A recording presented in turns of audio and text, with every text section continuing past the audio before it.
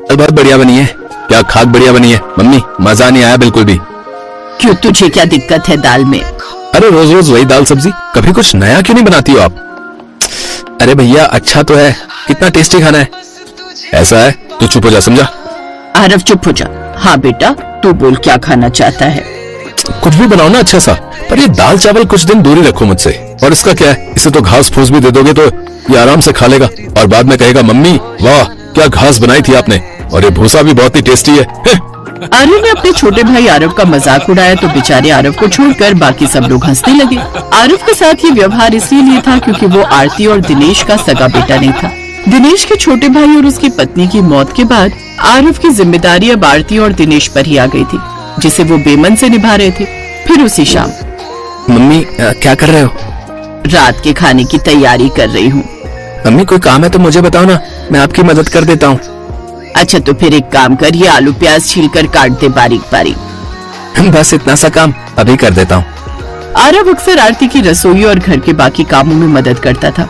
फिर थोड़ी देर बाद उसने कहा, मम्मी एक बात कहूँ? हाँ बोल। भैया की जॉब भी लग गई है, अच्छा कमा भी रहे हैं, तो भैया की शादी करा दो अब। क्यों, तुझे बड़ी जल्दी है आर्यन की शादी कराने की? नहीं नहीं, मुझे कोई जल्दी नहीं है। मैं तो इसलिए कह रहा था कि घर में बहू आ जाएगी तो आपका मन भी लग जाएगा और काम भी हल्का हो जाएगा। हाँ हाँ देखते हैं। आरती ने आरव की बात को इग्नोर करते हुए कहा, लेकिन ये बात आर्यन ने सुन ली और वो झट से बोला, अबे अगर तुझे कोई लड़की पसंद है तो सीधा मम्मी को बोलना, तू मेरी शादी के पीछे क्यों पड़ा बे? अरे नहीं भैया, ऐसी कोई बात नहीं है। अच्छा वैसे ये होगा भी कैसे? अपनी शक्ल देखिए, कौन लड़की शादी करेगी तुझसे? आर्यन और आरती हंसने लगे और बेचारा आरव मुंह लटकाए वहाँ से चला गया। फिर उसके जाने के बाद, वैसे आर्यन वो ठीक ही कह रहा था, तेरी शादी करा देते हैं अब। क्या माँ, कहाँ उसके चक्कर में पड़ गई हो? अरे भाई क्या बातें चल रही है माँ बेटे में? देखो ना पापा, ये आरव माँ के कान भर रहा था, कह रहा था कि आर्यन भैया की शादी करा दो। हाँ तो ठीक ही तो कह रहा है, तेरे बाद ही तो उसकी शादी होगी और तुझे तो किसी भी उम्र में एक से एक सुंदर लड़की मिल जाएगी। पर उसकी शक्ल देखिए, 3-4 साल और गुजर गए तो पता नहीं बेचारे को लड़की मिले कि ना मिले। दिनेश, आरती और आर्यन तीनों मिलकर बेचारे आरव का मजाक बनाने लगे। आरव उन तीनों की बात सुनकर दुखी हो गया। फिर अगले दिन, माँ मैं सोच रहा था कि अगर मैं शादी कर लूँ तो आपकी बहू कैसी होनी चाहिए?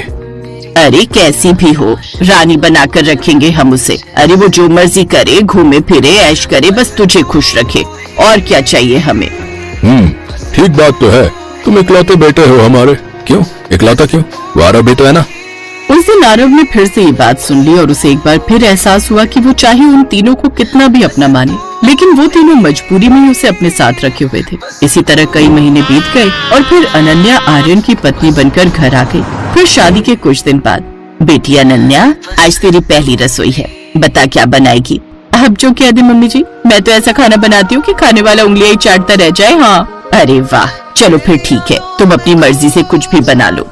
जाइए आप आराम से टीवी देखिए, मैं झट से कुछ टेस्टी सा बना कर लाती हूँ। आरती बहुत खुश हुई और उसने बड़े प्यार से अनन्या के सिर पर हाथ रखा और थोड़ी देर बाद डाइनिंग टेबल पर ढेर सारी कटोरियाँ, कांटे, चम्मच और हर आदमी के लिए 3-4 प्लेटें रखी हुई थी। ये देखकर दिनेश ने आरती से पूछा, अरे बाप रे, ऐसा क्या बन रहा है? अरे अनन्या की पहली रसोई है, पता नहीं क्या क्या बनाएगी, उसकी मदद कर रही हूँ। पहले बेचारी खाना बनाएगी, फिर बर्तन लगाएगी, इसीलिए मैंने ही बर्तन लगा दिए। हाँ ये अच्छा किया तुमने।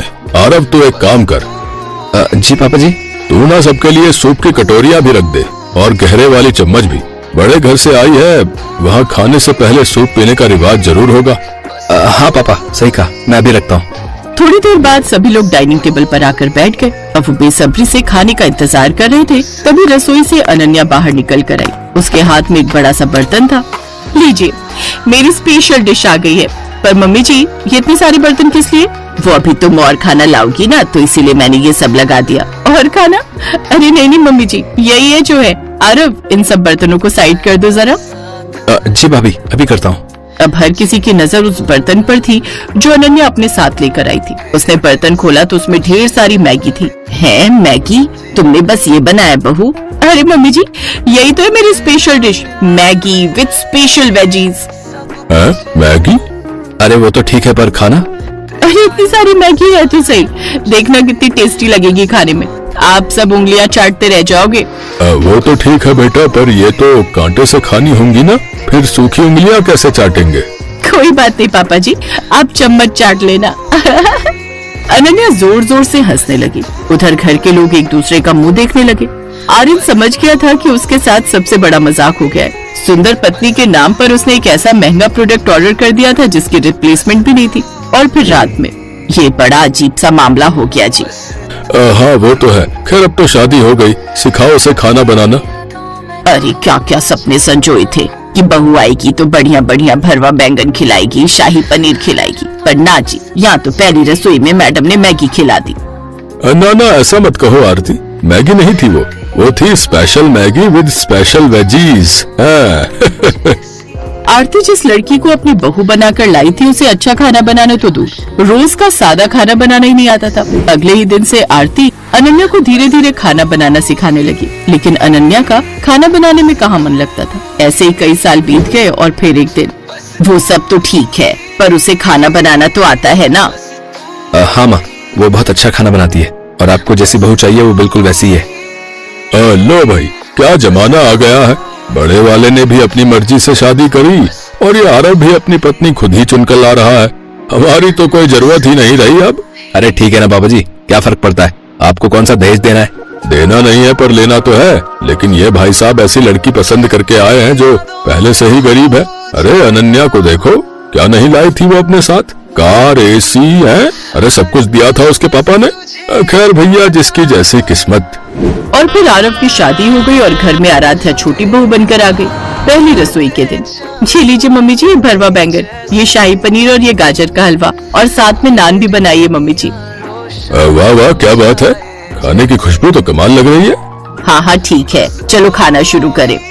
जैसे सभी लोगों ने खाना शुरू किया, उन सबने अपनी अपनी आंखें बंद कर ली। खाना वाकई बहुत टेस्टी बना था। सबने अपनी अपनी प्लेट साफ कर ली और उंगलियां चाटने लगे। खाना ठीक ही बनाता है ना मम्मी? हाँ हाँ ठीक सही था, पर इन डिशेस में ऑयल बहुत होता है, बाप रे।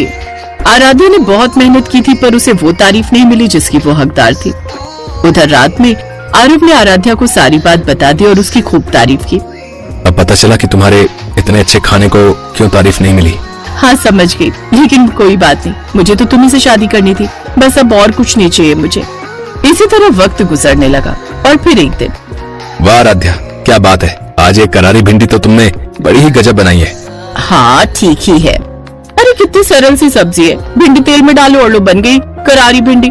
असली मेहनत तो लगती है चाइनीज बनाने में। और मैं तो सोच रही थी कि आज शाम को सबके लिए हक्का नूडल्स बनाऊं, लेकिन सारी मेहनत मुझे अकेले ही करनी पड़ेगी। इस आराध्या को तो नूडल्स उबालने भी नहीं आते होंगे।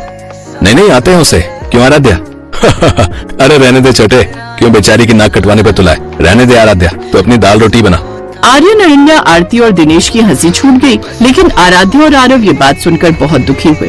फिर शाम को, ये लीजिए सारे लोग आ जाइए, पेश है मेरे स्पेशल हक्का नूडल्स। अरे वाह, पर ये आराध्या कहाँ है? पता नहीं मम्मी जी, रसोई में मेरे बाद कुछ बना तो रही थी, मैंने ध्यान नहीं दिया। आप शुरू करो ना। जैसे सबने अपनी अपनी चम्मच निकाली तभी आराध्या ने आवाज दी, रुकिए मम्मी जी, मैंने भी हक्का नूडल्स बनाए, मेरे नूडल्स भी ट्राई कीजिए ना। हर कोई आराध्या की बात सुनकर हैरान था और जैसे ही सभी ने अनन्या के नूडल्स के बाद आराध्या के नूडल्स खाए। अरे वाह, क्या बात है। हाँ बिल्कुल होटल जैसे, मजा आ गया। यार ये तो कमाल ही हो गया, मुझे नहीं पता था आराध्या कि तुम तो रियल में शेफ हो। मुझे माफ कर दे आराध्या, हम लोगों ने हमेशा तुमसे बुरा बर्ताव किया और अनन्या को ही अपनी बहू माना, पर अब हम समझ गए हैं कि सही क्या है। अनन्या, आज से तुम आराध्या से खाना बनाना सीखोगी और रोज वैसा ही खाना बनाओगी जैसा ये बनाती है। मैंने कहा था ना मम्मी जी कि आराध्या सिर्फ इंडियन ही नहीं, चाइनीज भी अच्छा बनाती थी। उसे तो चाइनीज खाना और बनाना बहुत पसंद था, लेकिन वो तो आपकी वजह से ही देसी खाना बनाती थी। हाँ, और ये खासकर हक्का नूडल्स कमाल के बने हैं सच में। हाँ। ये सुनकर अनन्या का मुंह कद्दू जैसा फूल गया था, जबकि आराध्या और आरव बहुत खुश थे, क्योंकि हक्का नूडल्स के बहाने ही सही, पर उन्हें अपना खोया सम्मान जो वापस मिल गया था।